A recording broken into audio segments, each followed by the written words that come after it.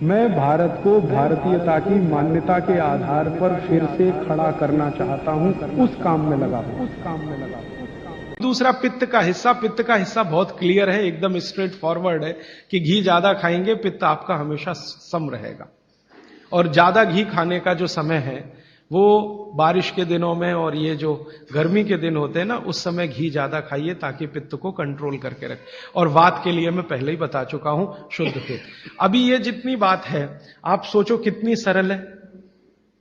बस हमें अपनी जीवन शैली में थोड़ा बदलाव करना है। जीवन शैली में बदलाव से पहले मन में संकल्प लेना है कि जी हम तो ऐसे ही चलेंगे, दुनिया जिधर जाए जाए हमें उससे मतलब नहीं, हम तो ऐसे चलेंगे। तो ये तीन चीजें अगर आपने देख ली तो बहुत अच्छा है। अब थोड़ा आगे चलें। अब और दूसरी चीजों पे मैं चलता हूं कि और कौन कौन सी चीजें हैं जो आपके आसपास हैं और आपके वात पित्त कफ तीनों को सम पे लाने में मदद कर सकती है। ये तीनों समभाग में रहें तो अच्छा होता है। और कौन कौन सी चीजें हैं? तो भागवती जी कहते हैं रसोई के बाहर जाने की जरूरत ही नहीं, सब वहीं है। भागवती जी ने एक सूत्र लिखा है, दुनिया का सबसे बड़ा औषधि केंद्र हमारा रसोई घर है। सबसे बड़ा औषधि केंद्र रसोई घर है। अब दुर्भाग्य से हम रसोई में जिनको मसाला कहते हैं ना, मसाला, वहां मसाला कुछ नहीं है, सब औषधि है। मसाले का और औषधि का अंतर मालूम है? ये मसाला तो शब्द ही भारत का नहीं है, पहले तो ये बता दूं। ये अरबिक शब्द है, फारसी से अरबी में आया, अरबी से हमारे घुस गया, हिंदी में और जगह जगह घुस गया। ये विदेशी आए तो ये शब्द भी आया। हिंदुस्तान में 17वीं 18वीं शताब्दी का साहित्य जब मैं पढ़ता हूं तो जब तक मुगलों का राज्य रहा तब तक मसाले शब्द का बहुत उपयोग है। मुगलों के राज्य के पहले एक भी जगह किसी भी शास्त्र में मसाला नहीं। चरक संहिता पढ़ी मैंने, कहीं भी मसाला नहीं है उसमें। सुश्रुत में कहीं मसाला नहीं है, बागभट्ट की कहीं मसाला नहीं है। पुराने जितने लेखक हुए हैं ना 10वीं शताब्दी के पहले के, कहीं भी किसी ने मसाले शब्द का इस्तेमाल ही नहीं किया। हर जगह है तो औषधि है, औषधि औषधि, जीरा औषधि, धनिया औषधि, ये औषधि के रूप में है। तो इनकी जो प्रॉपर्टीज हैं रसोई घर की औषधियों की, ये सब आपके चिकित्सा के लिए है। अब मुझे समझ में आता है कि हमारे पुराने जमाने की माताएं बहनें, जो हमारी दादी हैं, नानी हैं, उन्होंने अपनी अपनी बेटियों को जो कुछ सिखाया, सब्जी बनाना तो क्या क्या डालना, जीरा चाहिए, धनिया चाहिए, हींग चाहिए, मात्रा कितनी कितनी चाहिए, वो सब बड़े वैज्ञानिक और चिकित्सक लोग रहे होंगे। क्योंकि रोज हमारे शरीर में वात पित्त कफ की स्थिति सम और असम होती रहती है। आप जानते हैं सुबह जो है ना वात ज्यादा होता है शरीर में, सुबह सुबह। दोपहर को पित्त ज्यादा होता है, शाम को कफ ज्यादा होता है। तो ये पूरे 24 घंटे में ऊपर नीचे होता रहता है। तो 24 घंटे में जो वात पित्त कफ ऊपर नीचे होता रहता है, तो सब्जियों में उसी के हिसाब से औषधियां डाली जाती है। जैसे दोपहर की सब्जी बने, दोपहर की, तो मेरी दादी को मैंने देखा था कि दोपहर की सब्जी बनाएगी तो अजवाइन जरूर डालेगी उसमें, और वही सब्जी रात को बनाती थी तो अजवाइन नहीं डालती थी। तो एक दिन मैंने दादी से पूछा कि यही सब्जी दोपहर को मैंने खाई तो इसमें अजवाइन थी, शाम को खाई तो नहीं, क्यों? तो उसने उत्तर तो नहीं दिया। तो उसने कहा मेरी मां ने ऐसा सिखाया। बस बात खत्म हो गई।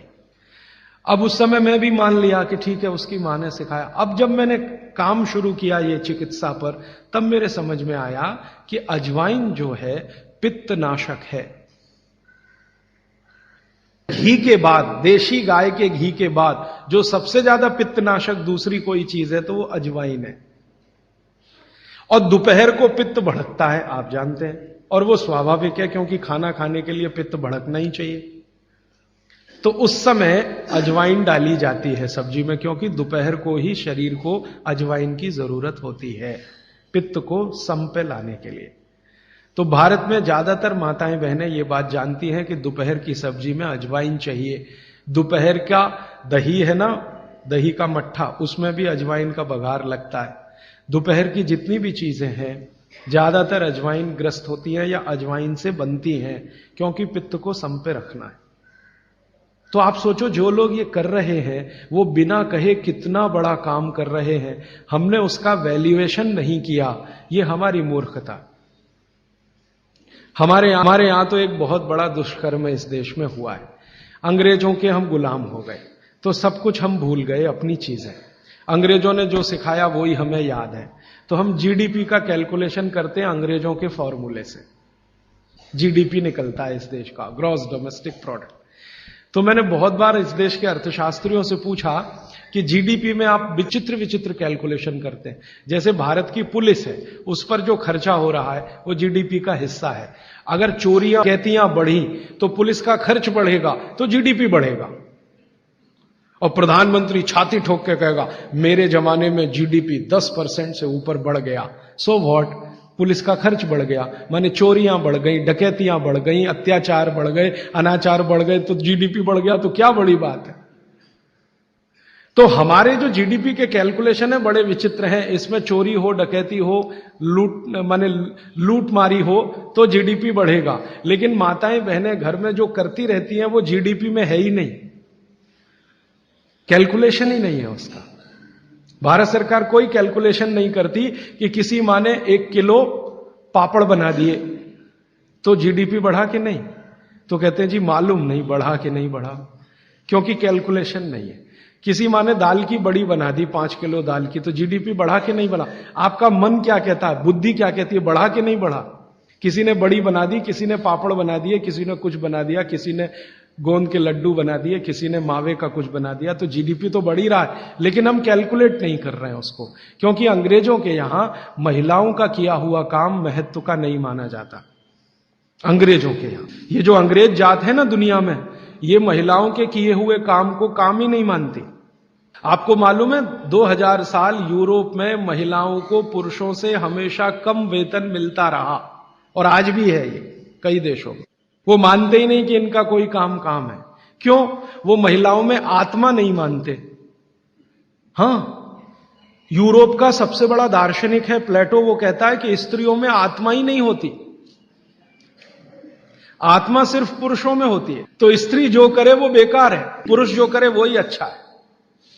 तो उनके यहां से ये कैलकुलेशन हमारे यहां आ गया कि स्त्री कुछ भी करे तो काम ही का नहीं। तो अंग्रेजों का 200-250 साल जो राज चल गया उसमें हम सब के दिमाग खत्म हो गए, सोचना विचारना बंद हो गया, तो हमने भी वही मान लिया। मैं अब इसको बदलना चाहता हूं और मैं ये समझना चाहता हूं और समझाना चाहता हूं कि स्त्रियां जो कर रही हैं वो किसी डॉक्टर से कम नहीं है। बस अंतर इतना है कि डॉक्टर को आप फीस देकर उससे एडवाइस ले रहे हैं, हमारी दादी नानी फोकट में वही एडवाइस दे रही है, धनिया खाओ, जीरा खाओ और ये अजवाइन खाओ, आपके पेट की गैस खत्म हो जाएगी। और ये 3500 साल से वैसे का वैसा ही है, अजवाइन खाओ तो गैस खत्म होती है। कभी भी आप करके देख लो। आप में से किसी को भी बहुत गैस बनती हो, पेट में एसिडिटी की तकलीफ हो, आज से शुरू कर दो। आप खाना खाया तो उसमें ध्यान रखो अजवाइन ज्यादा रहे, दाल में, सब्जी में, वगैरह वगैरह। और अगर नहीं कर पा रहे हैं तो खाना खत्म करते ही थोड़ी अजवाइन खा लो।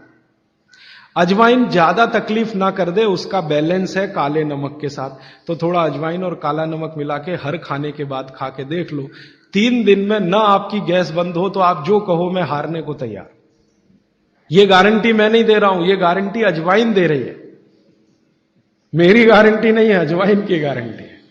तो वो कहते हैं बागवट जी कि पित्त को सम रखने के लिए हमारे रसोई में घी के बाद जो दूसरी चीज है वो है अजवाइन। अब एक और बताता हूं, अपने स्वयं पाक घर में ऐसी ही एक बहुत अच्छी औषध है, उसका नाम है जीरा। जैसे हलद है वैसे ही एक है जीरा। जीरा बहुत अच्छी औषध है। पित्त के जितने भी रोग हैं आपके शरीर में, ये सब जीरे से ठीक हो जाते हैं। पित्त के रोग आप सब समझते हैं, पेट में गैस बनना, पेट में जलन होना, खट्टी खट्टी डकार आना, भोजन का पचन नहीं होना, इनडाइजेशन होना, वॉमिटिंग होना, बार बार उल्टी होना, वॉमिटिंग सेंसेशन होना, नौसिया होना, ये सब पित्त के रोग। इन पित्त के रोगों की सबसे अच्छी औषध है, उसका नाम है जीरा। जीरे को ले लीजिए आधा चम्मच और आधा कप पानी ले लीजिए, उसमें मिला दीजिए, पानी को खूब गर्म कर लीजिए, पानी को फिर ठंडा कर लीजिए, ठंडा करके इस पानी को चाय की तरह से पी लीजिए और जो जीरा उसमें है उसको चबा के खा लीजिए। तो नियमित रूप से अगर सुबह सुबह आपने लेना शुरू किया तो ये जीरा पित्त के सभी रोगों को आपके शरीर से बिल्कुल दूर कर देगा। गैस बनना बंद हो जाएगी, खट्टी डकारें आना बंद हो जाएंगी, भोजन की जो अपच है वो ठीक हो जाएगी, वॉमिटिंग सेंसेशन बिल्कुल ठीक हो जाएगा, इंडाइजेशन बिल्कुल ठीक हो जाएगा। ये सब बीमारी पित्त से संबंधित जितनी भी हैं, जिनको भी कहते हैं ना पित्त बिगड़ गया है, पित्त बिगड़ गया, उन सबको बोलिए जीरा खाएं। एसिडिटी वही पित्त बिगड़ा, एसिडिटी भी पित्त की ही खराबी है। तो जीरा बहुत अच्छी औषध है। दोस्तों सबसे पहले तो चैनल सब्सक्राइब करें, फिर लाइक, कमेंट और शेयर करें। और हाँ, हमारा एंड्रॉयड ऐप डाउनलोड करना ना भूलें।